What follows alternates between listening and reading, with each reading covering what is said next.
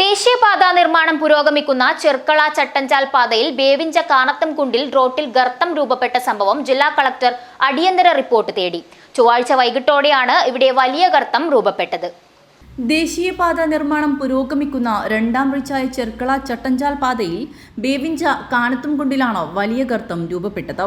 പുതുതായി പണിത പാലവും റോഡും ചേരുന്ന ഭാഗത്ത് ടാറിട്ട സ്ഥലത്താണ് ഗർത്തം രൂപപ്പെട്ടത്.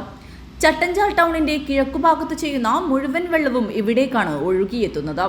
ഗർത്തം കാണപ്പെട്ട സ്ഥലത്ത് രണ്ടാമത്തെ പാലത്തിനായുള്ള കുഴിയെടുത്തു വെച്ചിട്ടുണ്ട്.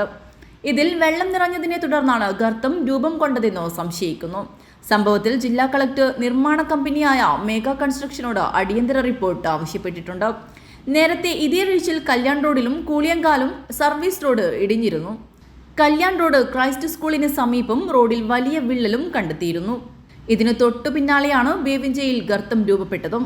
ഇവിടെ കുന്നിടിക്കലടക്കമുള്ള നിർമ്മാണ പ്രവർത്തനങ്ങൾ നടക്കുന്നതിനാൽ ഗതാഗതം വിലക്കിയിരുന്ന ഭാഗത്താണ് കുഴി ഉണ്ടായതെന്നത് ആശ്വാസമായി. News bureau, Chattanchal.